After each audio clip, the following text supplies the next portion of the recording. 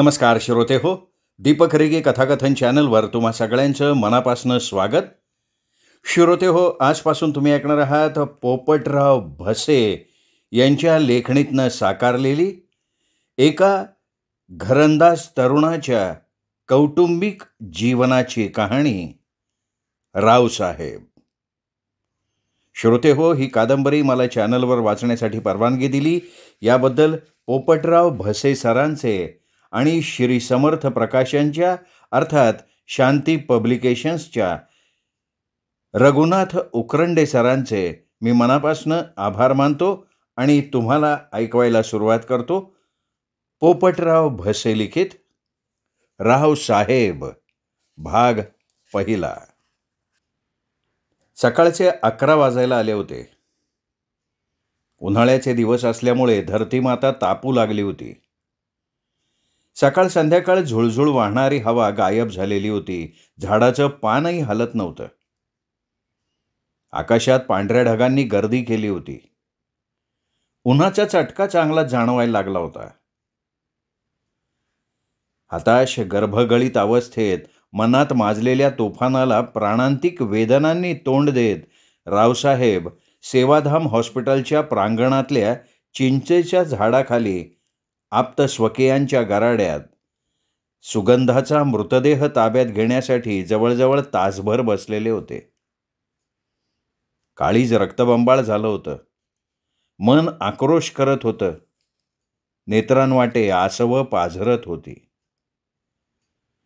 सुगंधा रावसाहेबांना पूर्णपणे उद्ध्वस्त करून पाठच्या भावाच्या जन्मदात्या आईबापाच्या मार्गानं अर्ध्या वाटेतून निघून गेली होती, कायमची. त्यांना सगळंच अशाश्वत, क्षणभंगूर असल्यासारखं वाटायला लागलं होतं. ऐश्वर्य, धनसंपदा कवडीमोल ठरली होती. फक्त नजरेसमोरच नव्हे तर सर्वत्र अंधारच अंधार पसरला असल्यासारखं वाटायला लागलं होतं. अवघ्या तासाभरात ताईसाहेबांच्या म्हणजे सुगंधाच्या आकस्मिक निधनाची वार्ता साऱ्या कारगावात वाऱ्यासारखी पसरली होती. लहानांपासून थोरापर्यंतच्या सर्व क्षेत्रातल्या मंडळींशी रावसाहेबांचे सलोख्याचे संबंध असल्यामुळे सारं कारगाव हळहळत होतं. हातातली सारी कामं बाजूला टाकून सर्व क्षेत्रातली स्त्री पुरुष मंडळी हजारोंच्या संख्येनं रावसाहेबांच्या दुःखात सहभागी होण्यासाठी उन्हातानाची पर्वा न करता दुःखित अंतःकरणानं सेवाधाम हॉस्पिटल समोरच्या मैदानात गोळा झाली होती. संभाजी आणि सोमनाथ हे रावसाहेबांचे बालपणापासूनचे जीवाभावाचे दोघे सवंगडी. ते आसवांना आवर घालून आस्ते आस्ते रावसाहेबांसमोर येऊन उभे राहिले. सोमनाथ डोक्यावरनं रुमाल फिरवत होता. संभाजीकडे अधोवदानानं बघत रावसाहेबांनी आधारासाठी हात पुढे केला. दोघांनी दोन्ही बाजूने आधार देऊन त्यांना उभं केलं. शक्तिपात झाला होता. अंगात त्राण उरलेलं नव्हतं. गर्भगळीत अवस्थेत ते हिमालया एवढ्या दुःखाला मोठ्या मुश्किलीनं आवर घालून दोघांच्या खांद्याच्या आधारानं हॉस्पिटलच्या प्रवेशद्वाराकडे गेले. हॉस्पिटलच्या प्रवेशद्वारात पाय ठेवताच मात्र त्यांना स्वतःवर ताबा ठेवता नाही आला. साश्रू नयनांनी त्यांनी हंबरडा फोडला, "अगं सुगंधा, काय करून बसलीस? अर्ध्या वाटेतूनच गेलीस ना मला सोडून? भाऊ गेला, बाप गेला, तरी खचलो नव्हतो ग मी. आता तूही गेलीस. मग कुणासाठी जगू मी आता? सुगंधा, आता संपलं ग सगळं." असं म्हणून आक्रोश करता करता रावसाहेब मटकन खाली बसले. सुगंधाच्या शवाजवळ रावसाहेबांचे सासरे सदाशिवराव मोहिते, रावसाहेबांचे मामा माणिकराव मोरे, कारगावचे सरपंच शांताराम पवार, पोलीस पाटील गुलाबराव कारेकर, कारगाव तालुक्याचे सभापती चंद्रकांत गावडे आणि साखर कारखान्याचे अध्यक्ष दौलतराव बेलसरे आदी मोजकी मंडळी उभी होती. त्यांच्यापैकी सभापतींसह रावसाहेबांचे सासरे आणि मामा धावत रावसाहेबांजवळ आले. माणिकराव मोरे भाच्याचा हात धरून म्हणाले, "प्रताप, शांत हो. हे बघ, हे हॉस्पिटल आहे. प्रताप, तुझं दुःख गगनाला भिडणारं असलं तरी तुला आता काळजाव दगड ठेवायला पाहिजे. अरे सुगंधाला वाचवण्यासाठी डॉक्टरांनी शर्थीचे प्रयत्न केले, पण बाळ आडवा आलं त्यामुळे त्यांच्या प्रयत्नांना यश नाही आलं. वरा उठ, आसवाला आवर घाल, उठ. हे बघ, तू फॉर्मवर सही केल्याशिवाय सुगंधाच्या कलेवर आपल्याला ताब्यात मिळणार नाही. पाठीमागं वळून बघ की, अरे अख्खा कारगाव तुझ्या सांत्वनासाठी गोळा झाला इथं. धीर सोडून चालणार नाही पोरा. हे बघ, आता खचून न जाता सावरायला पाहिजे तुला. तेवढ्यात डॉक्टर राजेंद्र धुमाळ रावसाहेबांजवळ आले. कातर स्वरात ते रावसाहेबांना म्हणाले, रावसाहेब उठा. रावसाहेब, अहो, जन्म मृत्यू आपल्या हातात नसतात. ताईसाहेबांना आम्ही वाचवू शकलो नाही म्हणून डॉक्टरीणबाई ऑफिसमध्ये हताश होऊन कपाळाला हात लावून बसलेत. मी मेले तरी चालेल, पण डॉक्टर माझ्या बाळाला वाचवा, हे ताईसाहेबांचं शेवटचं वाक्य आहे. डॉक्टर कोणत्या कागदावर सही करायची? उठून उभं राहण्या इतपत अंगात शक्ती नाहीये माझ्या. कुणाला तरी तो कागद इकडे आणायला सांगाल? रावसाहेब कातर स्वरात म्हणाले. डॉक्टरांबरोबर बाळा नावाचा त्यांचा वॉर्ड बॉय होता. डॉक्टरांनी त्याला नजरेनं खुणावताच बाळा आत पळत गेला. अर्ध्या मिनिटात सहीसाठी कोरा फॉर्म पेनसह घेऊन आला. त्या फॉर्मवर रावसाहेबांनी थरथरत्या हातानं कशीबशी सही केली आणि दुसऱ्याच क्षणी धरणीवर अंग टाकलं. त्या क्षणी तिथे एकच हल्लकल्लोळ माजला. सारेच हादरून गेले होते. प्रसंगच तसा हृदयभेदी, काळजाला हात घालणारा होता. डॉक्टरांनी लगबगीनं रावसाहेबांची नाडी बघितली. मग ते भोवतीच्या मंडळींना म्हणाले, नाही, घाबरून जायचं कारण नाहीये मंडळी. BP वाढल्यामुळे रावसाहेबांना ग्लानी आली आहे. इंजेक्शन दिल्यावर 10 मिनिटात रावसाहेब शुद्धीवर येतील. दोघं तिघे फक्त इथे थांबा. बाकीच्या मंडळींनी कृपा करून बाहेर जा. आणि बाळा स्ट्रेचर घेऊन ये. रावसाहेब स्मशानभूमीत येऊ शकतील का डॉक्टर? सभापतींनी विचारलं. येऊ शकतील, चिंता करू नका. फक्त बाहेरच्या मंडळींना शांतता राखायला आणि पुढच्या तयारीला लागायला सांगा. अंत्यविधीनंतर रावसाहेबांना? अंत्यविधीला मी असणार आहे. गरज वाटली तर आपण 4-6 तासांसाठी रावसाहेबांना इथे घेऊन येऊ शकतो. बाळा स्ट्रेचरचा गाडा घेऊन आला. त्यांनी दोघांच्या मदतीनं रावसाहेबांना स्ट्रेचरवर ठेवलं आणि मग डॉक्टर म्हणाले, फक्त 2 जण आमच्या बरोबर या.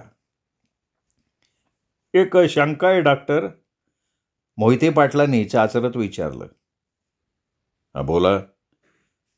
बाळ आमच्या ताब्यात?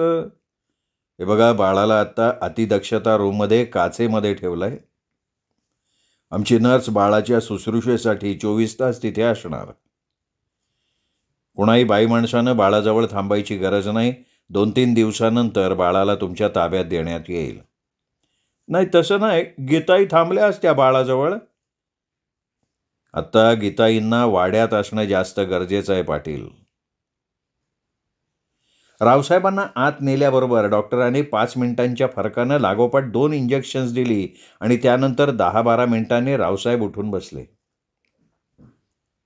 साधारणपणे 12:30 वाजण्याच्या सुमाराला तळपत्या उन्हात सुगंधाची अंत्ययात्रा निघाली. रावसाहेबांचे, त्यांच्या वडिलांचे स्नेहसंबंध तालुकाभर होते. त्यांचा गोतावळाही तितकाच मोठा होता. त्यामुळे अंत्ययात्रेसाठी 4-5 हजाराचा जनसमुदाय गोळा झालेला होता. दुपारी 1:30च्या सुमाराला सुगंधाच्या कलेवराला चंदनाच्या लाकडांनी झाकलेल्या चितेला रावसाहेबांनी अग्नी दिला. कारगाव तालुक्याचे आमदार, सभापती तसेच कारगावचे सरपंच या 3 लोकप्रतिनिधींचीच फक्त श्रद्धांजलीपर भाषणं झाली. या 3 आपल्या भावपूर्ण भावनांनी अनेकांना आसवं गाळायला लावली. अवघी 2च वर्ष ताईसाहेबांनी रावसाहेबांबरोबर संसार केला. या 2 वर्षात ताईसाहेबांचा सुगंध कारगावात आणि भोवतीच्या परिसरात सतत दरवळत होता. ताईसाहेब सालस, सोज्वळ, प्रेमळ, समंजस, निर्मळ, दयाळू होत्या. त्यांना रावसाहेबांच्याच प्रमाणे राग, लोभ, दंभ, अहंकार नव्हता. परमेश्वरांनी त्यांना आणखीन 4-8 वर्षांचं आयुष्य वाढवून द्यायला पाहिजे होतं, पण वृक्षाचेही पान हाले त्याची सत्ता, असंच म्हणतात ना. करता करविता सर्वस्वी तो आहे. सारे जगताची सूत्र त्याला हलवायची असतात, म्हणून त्याचं सारं नियोजनबद्ध असतं. ज्याला आपण प्रारब्ध म्हणतो, संचित म्हणतो, नशीब म्हणतो, ते सगळं तोच ठरवत असतो. देह हे देवाचे, धन कुबेराचे, तेथे मनुष्याचे काय आहे? काहीच नाही मनुष्याचं, सगळं त्या वरच्याचंच आहे. काळ वेळ कोणाच्या अधीन नसते, म्हणून कुणाही मातब्बराला, कुणाही सत्ताधीशाला विधिलिखित समजत नाही. ताईसाहेबांच्या विधिलिखितात वयाच्या 22व्या वर्षी मृत्यू होता. बाळंतपण हे फक्त कारण ठरलं. काही हळहळले, काहींनी आसवड हळली, काहींनी स्तुतीसुमनांचा वर्षाव केला. बास, सगळं संपलं. देहाची राख झाली, फक्त कीर्ती मागे उरली. ताईसाहेब कधी उतल्या मातल्या नाहीत. त्यांनी कधी कुणाला आपल्या श्रीमंतीचा डामडौल दाखवला नाही, कधी कुणाला दुखावलं नाही. क्रोध, मत्सर तर त्यांच्या गतीही नव्हता. त्या दयाळू, परोपकारी होत्या. त्यांच्याकडे हौदभर होतं, म्हणून त्यांनी गरजूंना, गोरगरीब रंजल्या गांजलेल्यांना ओंजळभर देण्यात कधीही हात आखडता घेतलेला नव्हता. फार फार सांगण्यासारखं आहे, आणि म्हणून तर रावसाहेबांच्यावर दुःखाचा डोंगर कोसळला होता, आणि म्हणूनच रावसाहेबांची अवस्था हीन दीन केविलवाणी झालेली होती. वाड्यात पाय ठेवायला रावसाहेबांना 2:30-3 वाजले होते.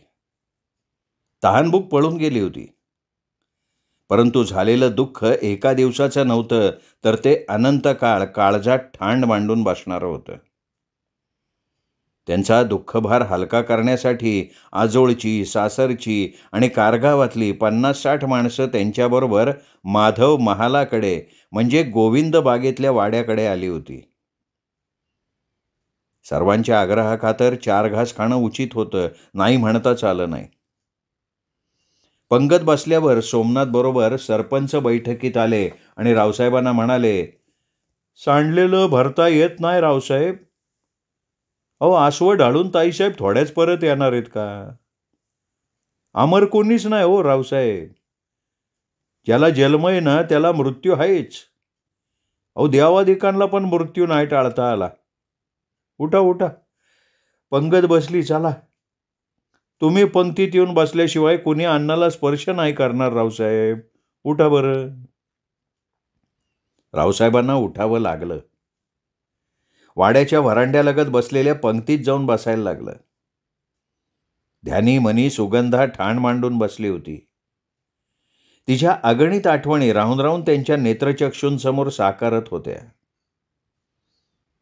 त्यांच्या डावीकडे बसलेले सासरे सदाशिवराव मोहिते गालावरनं उघळणाऱ्या आसवांना खांद्यावरच्या उपरण्यानं पुसत रावसाहेबांना म्हणाले, रावसाहेब, फक्त 2 वर्ष सुगंधा तुमच्या सोबतीला होती.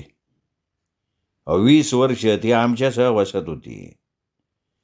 तळहाताच्या फोडाप्रमाणे आम्ही जपलं तिला. फार फार सहाय्यस केले तिचे. तिला तुमच्या स्वाधीन करताना केवढा मोठा आनंद झालता आम्हाला. सुगंधा आमची पण जीव का प्राण होती रावसाहेब. आपल्या चांगुलपणाच्या लय आठवणी तिने तुमच्या आणि आमच्या काळजावर कोरून ठेवल्यात. रावसाहेब, तुमच्याप्रमाणे आमची पण हृदय फाटली. पण माया मोहाचे समदे पाश तोडून परत न येण्यासाठी ती आपल्यातनं गेली निघून. पण तिच्या आत्म्याला जर शांती, सद्गती द्यायची असेल ना, तर तुम्हाला खचून चालणार नाही. तुम्हाला उभारी धरायला लागणार आहे. करा, सुरुवात करा जेवायला. तुमच्यासाठी पंक्तीतली मंडळी हात आखडून बसलीत. प्रतापराव माधवराव देशमुख, 25च्या घरातला उमदा देखणा तरुण. कारगावचं भूषण. म्हणून आबालवृद्ध लहान थोर सगळेच त्यांना आदरानं रावसाहेब या उपाधीनं संबोधतात. 5.6 फूट उंचीची त्यांची काटक कमनीय सडसडीत भारदस्त देहयष्टी. प्रथमदर्शनी समोरच्यावर छाप पाडणारा त्यांचा नितळ गोरापान तेजस्वी चेहरा, गुलाबी ओठ आणि काळ्याभर डोळ्यातनं सतत ओसंडून वाहणारं स्मित पाहिल्यानंतर समोरचा माणूस क्षणार्धात वितळल्याशिवाय राहत नाही. धारदार नाक, भव्य कपाळ, काहीसे कुरळे केस, छानसा पाडलेला भांग, तलवारकट मिशी, अर्ध्या पाऊण इंचाची काळ्याभोर केसांची कोरी वाटणारी गालावरची छानशी दाढी आणि कपाळावरचा उभा केशरी गंध, सगळंच त्यांच्या घरंदाजपणाला शोभून दिसणारं, व्यक्तिमत्वाला द्विगुणित करणारं. त्यांची विलोभनीय सर्वच अंगकांती, अगदी सगळं अवर्णनीयच. 100-125 सगळे सोयरे इष्टमित्रांच्या उपस्थितीत सकाळी 11च्या सुमाराला 13व्या दिवशी 13 सुवासिनींना सन्मानपूर्वक जेवू घालून सुगंधाचा कुंभ श्राद्धाचा विधी यथासांग पार पाडला होता. 13ही सुवासिनींना साडीचोळीनं सन्मानित करून कुंकवासाठी चांदीचे करंडे भेट देण्यात आले. त्यानंतर पुरुषांची पंगत बसली. पुरुषांनाही शाल, श्रीफळ आणि संत शिरोमणी तुकाराम महाराजांची अभंग गाथा देऊन सन्मानित करण्यात आलं. सर्व पाहुणे मंडळींना निरोप दिल्यानंतर रावसाहेब विश्रांतीसाठी प्रवेशद्वाराच्या डावीकडच्या देवघर असलेल्या खाजगीच्या खोलीत येऊन बसले. त्यांना दुपारी झोपायची सवय नव्हती, पण एकांत हवा असल्यामुळे त्यांनी पांढऱ्या शुभ्र आवरणाचा तक्क्या डोक्याखाली घेऊन कापसाच्या मौशार गादीवर अंग टाकलं. तनामनात सुगंधा होती. नजरेसमोरून ती काही केल्या अंतर्धान पावायला तयार नव्हती.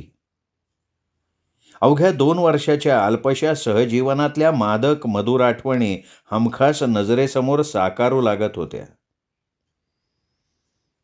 रावसाहेबांच्या जीवनात फार मोठी पोकळी निर्माण करून ती अनपेक्षितपणे आकस्मिक निघून गेली होती. एकाकीपणाच्या जाणीवेनं त्यांना हैराण करून टाकलं होतं. रावसाहेबांचा संसार प्रपंच याचा पसारा फार मोठा होता. माधव महाल, कौसल्या सदन वगळता जवळजवळ 30-35 स्त्री पुरुष त्यांच्या दोन्ही बागांमध्ये राबत होते. गुऱ्हाळ, गोठे, जनावरं, गाड्या, गावातल्या मिळकती, हा सगळा संसार प्रपंचाचा जगन्नाथाचा रथ आता एकट्यानं कसा ओढायचा, हा त्यांच्यापुढे फार मोठा प्रश्न निर्माण झाला होता.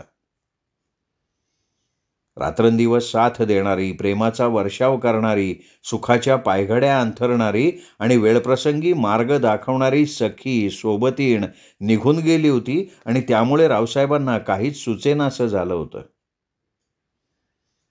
तसं पाहिलं तर रावसाहेब तन्मनानं कणखर होते.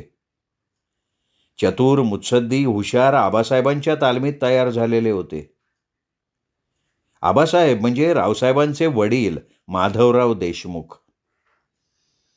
त्यांनी रावसाहेबांना वेळोवेळी संयम, सचोटीचे धडे दिले होते. सदाचार, सहिष्णुता त्यांच्या गळी उतरवली होती. रागलोभापासून 4 हात दूर राहण्याची शिकवण दिली होती, परंतु त्यांच्या साऱ्या शिकवण्या इथे कुचकामी ठरल्या होत्या. त्यांनी दुःखावरचा उपाय रावसाहेबांना कधी सांगितलाच नव्हता. तो सांगितला रावसाहेबांच्या सासूबाईंनी, म्हणजेच वैशाली देवींनी. दुपारचे 2:30-3 वाजायला आले होते. उन्हाची काहिली माजली होती. रविराजांनी आपली सारीच्या सारी आग ओकणारी किरणं धरतीवर सोडली होती. या किरणांनी पृथ्वी तलावरच्या साऱ्या जीवजंतूंना नव्हे तर लतावेलींना, झाडाझुडपांना होरपळून टाकलं होतं. उगवती मावळतीकडच्या खिडक्यांना जिजीनी म्हणजे त्यांच्या मोलकर्णीनं वाळ्याचे पडदे लावले होते. धनाजी वाड्यातल्या घरगडी, वाड्यात घरकाम करणारी त्याची बायको जिजा, दोघेही वाड्यातलं सगळं कमी जास्त बघणारे इमानदार. छताला टांगलेला डोक्यावरचा पंखा गरगरत होता, तरी अंगाला झोंबणाऱ्या उन्हाच्या झाडांनी हैराण करून टाकलेलं होतं. रावसाहेबांनी 3-4 वेळा कुशी बदलल्या, उपयोग झाला नाही. शेवटी ते उठून बसले. अंगातला नेहरू शर्ट काढताना उशालगतच्या तिवईवरच्या माठाकडे त्यांचं लक्ष गेलं. पुढे सरकून ग्लासभर वाळा टाकलेलं थंडगार पाणी प्यायल्यानंतर त्यांना थोडं बरं वाटलं. तेवढ्या दूर कुठेतरी झालेली मेघगर्जना अस्पष्टपणे त्यांच्या कानावर पडली. त्याबरोबर ते झटकन उठून उभे राहिले. उगवतीच्या खिडकीकडे गेले, पडदा बाजूला समोर करला आणि क्षितिजाकडे बघितलं. क्षितिजालगत कृष्णमेघांची दक्षिणोत्तर भली मोठी फळी दिसली. तिच्या अलीकडे गगनाला भिडलेला धुळीचा लोट दिसला. रोहिणी नक्षत्राला आरंभ होऊन 4-5 दिवस उलटले होते. आज वळीव हुलकावणी देणार नाही, दणका देणार असं दिसतंय, असं रावसाहेब कुठे मनात म्हणतात न म्हणतात, तोच सळसळत्या विजेसह ढगांनी गडगडाट केला.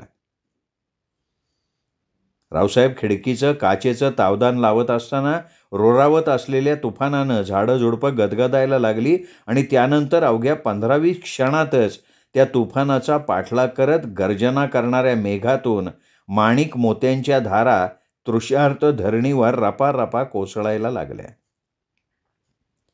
सोसाट्याचा वारा, विजांचा लखलखाट, मेघांचा कडकडाट आणि पहिल्या वळवाच्या मुसळधारांनी 15-20 मिनिटात साऱ्या कारगाव परिसराची दैना उडवून टाकली.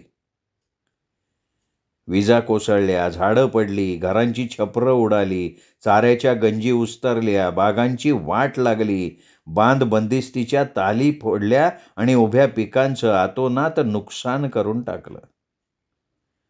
ओढ्या नाल्यांना महापूर आणले, सगळीकडे पाणीच पाणी करून टाकलं. जेवढे फायदे केले तेवढेच तोटे सुद्धा केले. पाऊस थांबल्यावर रावसाहेबांनी पंखा बंद करून खोलीचं दार उघडलं. त्यावेळी त्यांना एकाएकी चंद्राची आठवण आली. चंद्रा हे रावसाहेबांच्या घोड्याचं नाव. तांबूसरंगी घोड्याच्या कपाळावर चंद्रासारखा पांढरा शुभ्र गोल ठिपका असल्यामुळे आबासाहेबांनी त्याचं नाव चंद्रा ठेवलेलं होतं. रावसाहेबांप्रमाणे सुगंधालाही चंद्राचा भारी लळा होता. चंद्रावर मांड टाकल्याशिवाय रावसाहेब गोविंद बागेत, माधव बागेत फेरफटका मारत नव्हते, तर सुगंधानं या बागांची पाहणी करण्यासाठी खास टांगा बनवून घेतलेला होता. पाय मोकळे करण्याच्या निमित्तानं ते वाड्यामागच्या तबेल्यात असणाऱ्या चंद्राच्या भेटीला निघाले. तप्त धरती थंडगार झाली होती. मावळतीकडनं गारेगार हवेच्या झुळका वाहायला लागल्या होत्या. रावसाहेब वाड्याच्या प्रवेशद्वाराकडे जात असताना धनाजींनी त्यांना साद घातली. रावसाहेब. रावसाहेबांनी माघारी तोंड फिरवताच धनाजी जवळ येऊन म्हणाला, लय थंडगार हवा सुटली, उघड्या अंगानं बाहेर जाऊ नका रावसाहेब. अरे मी काही शेणामेणाचा नाहीये धनाजी. नाही नसला तरी पहिल्या वळवाची हवा बादणारी असते ना मालक. धनाजी, अरे मी गेले 15 दिवस चंद्राकडे फिरकलेलोच नाहीये. आम्हा दोघांपैकी कुणीही दिसत नाही म्हणून ते मुकं जनावर सैरभैर झालं असेल. आलोच 5-10 मिनिटात परत. पण मग मागच्या दारानं गेला असता तर? पाय मोकळे करायचे धनाजी. मग मी येतो की सदरा घेऊन. अरे नको धनाजी, उकाड्यानं हैराण झालो होतो म्हणून सदरा काढून ठेवला होता मी. असं म्हणून रावसाहेब वाड्याबाहेर पडले. उजव्या बाजूनं पाठीमागच्या तबेल्याकडे गेले. तबेल्या पुढचा टांगा धनाजींनी ताडपत्रीनं झाकला होता. रावसाहेबांना बघता चंद्रा नाचायलाच लागला. त्याला कुरवाळत रावसाहेब म्हणाले, अरे चंद्रा, तुझी मालकीण आपल्याला कायमची सोडून आबासाहेबांना भेटायला निघून गेली. त्यामुळे तुला 15 दिवस मी दिसलो नाही रे. या 15 दिवसात तुझी मला आठवणच आली नाही. क्षमा कर बाळा मला. त्या मुख्या प्राण्याच्या डोळ्यातनं आसवं पाझरायला लागल्याचं बघून रावसाहेबांचाही कंठ दाटून आला. घाईवरल्या मनानं चंद्राच्या मस्तकाला थोपटत त्यांनी खिशातल्या रुमालानं त्याची आसवं पुसली. त्याच्यापुढे हिरवा घास टाकून रावसाहेबांनी त्याचा निरोप घेतला आणि मागच्या दारानं ते वाड्यात शिरले. खाजगीच्या खोलीत जाऊन ते तक्क्याला पाठ टेकून बसताच त्यांच्या सासूबाई वैशाली देवी ग्लासात चहा घेऊन आल्या. त्यांच्या हातातला ग्लास घेत रावसाहेबांनी त्यांना विचारलं, जीजी कामात होती का?" "नाही नाही, तुमच्याशी निवांतपणे 4 शब्द नाही बोलता आले, म्हणून मग आले मीच चहा द्यायच्या निमित्ताने." "बसा ना बसा. मामा उदापूरला जाणार होते, कधी गेले?" "तुम्ही जेवून इथं आल्यानंतर लगी गेले ते." "तुम्ही आणखीन 8-15 दिवस राहणार आहात ना?" "नाही जमणार राहून. परवाच्या वळवात उदापूरवर गारपीट झाली, उभ्या पिकाचं लय नुकसान झाले. आज पण वळवानं उदापूरचे दैना उडवून टाकले असणार, म्हणून जायला पाहिजे मला." "मामा गेलेत ना." "अहो गेले असले तरी सुनांना थंडी, ऊन, वारा, पावसाची फारची सवय नाही. टमाट्याचा फड तोडायला आला होता, कारल्याचे वेली मांडवाव चढवायच्या होत्या, उन्हाळी भुईमुग आलता काढायला. बरंच नुकसान झालं असणार." "वसंताला 8-15 दिवस इकडे पाठवून द्याल का?" पदोपदी सुगंधाच्या आठवणी येतात, म्हणून मळ्यात पाऊल ठेवायला जीव धजावत नाहीये. फार एकटं वाटायला लागलंय. वसंता सोबतीला असता तर, "तुम्ही आता स्वतःला सावरायला हवाय जावाय बापू." "वसंता येईन वसंता, 8-15 दिवस राहीन बी. पण संसाराचा गाडा आता तुम्हाला एकट्याला वाढायचा आहे. लाडाकोडात वाढलेल्या पोरीला काळानं अचानक ओढून नेलं, त्यामुळे तुमच्या एवढं आम्हाला बी दुःख झालंय. सज्जन साल समंजस घरंदाज जावाय भेटला म्हणून आम्ही लय समाधानी होतो, आनंदी होतो, पण देवाला काय आमचा आनंद बघावला नाही. पण तो तुमची वारंवार परीक्षा का बघतो तेच समजत नाही बघा. तुम्ही सावरावं म्हणून आम्ही काळजाव दगड ठेवलाय. तुमच्या समोर आम्ही डोळ्यात पाणी नाही येऊ दिलं, पण जीवाला आग लागली, आतल्या आत जळतोय बघा आम्ही. सारे जगच दुःखानं भरले. जावई बापू सुखी कुणी नाही. या सुखदुःखाचा लपंडावय ना लय अजब असतोय बघा. दुःख संपणारं असतं, ते चिरंतन नसतं. आणि काळ हा दुःखावरचा एकमेव रामबाण उपाय आहे. काळाच्या वाघात त्याची धार आपोआप बोथट होत जाती. हुबेहूब दुसऱ्या सुगंधाला जन्म देऊन सुगंधा एकटी निघून गेली. मी उदापूरला जायच्या त्या चिमण्या पाखराला पाहायला या एकदा. सासूबाई डोळ्यांना पदर लावून मुसमुसत म्हणाल्या. म्हणजे काय म्हणायचंय काय? रावसाहेबांनी चमकून विचारलं. अहो म्हणजे उदापूरला मी एकटी नाही जाणार. तुमच्या कन्येला बरोबर घेऊन जाणार आहे मी कायमसाठी. नाही नाही असं नका करू मामी. अहो इथे तिचं पालन पोषण होणार नाही का?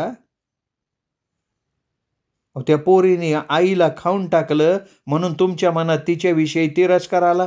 नाही नाही मामी. अहो मामी, माझी कन्या ही माझ्या सुगंधाची एकमेव निशाणी आहे माझ्यासाठी. सुगंधा काळजात ठाण मांडून बसली म्हणून कन्येला पाहायला यायचं मला धाडस झालं नाही. तिच्याविषयी माझ्या मनात तसुभरही तिरस्कार नाहीये मामी. मामी, मनात कुठलाही किंतु आणू नका तुम्ही. माझ्या कन्येचं सायास करायला इथे वाड्यात गीताई आहे, जिजा आहे, मी सुद्धा असणार आहे. एक सुचवलं तर मान्य करान का? सांगा की. योग्य असेल तर आम्ही अमान्य नाही करणार.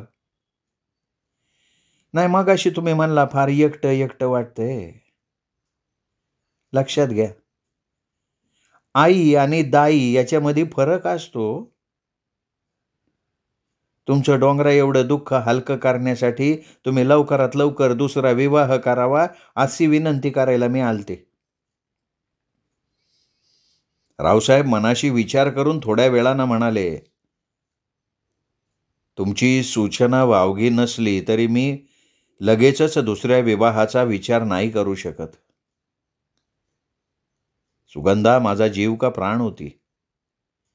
तिचा विसर पडल्याशिवाय पुनर्विवाहाचा विचार माझ्या मनात सुद्धा येणार नाही मामी. अहो, तुमच्या परपंचाचा पसारा लय मोठा आहे जावई बापू. घरादाराकडं तुम्ही एकटे नाही बघू शकणार. भावा पाठोपाठ बाप गेला तुमचा. त्यांच्या आठवणी कुठं बुजतात न बुजतात तवर तुमची बायको गेली. उरी फुटून जायची तुमच्यावरती वेळ आली आहे. आणि म्हणून पुनर्विवाहाचा प्रस्ताव मी तुमच्यासमोर ठेवला. नाही ते ठीक आहे. आता तुम्हीच मला आईवडिलांच्या ठिकाणी आहात. तुमच्या इच्छेबाहेर जाणार नाही मी. 4-6 महिने जाऊ द्यात. दिवाळीनंतर बघू. रावसाहेब विचलित न होता शांतपणे म्हणाले. माझ्या मनातलं बोलला जावई बापू. गीताई पण हेच म्हणल्या होत्या.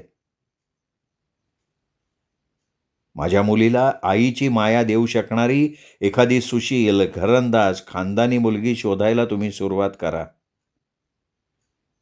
हा विषय मी दुसऱ्या कुणाजवळही काढणार नाही. चालेल की. मग उद्या सकाळी मी उदापूरला जायला. नाही, सकाळी जाऊ नका.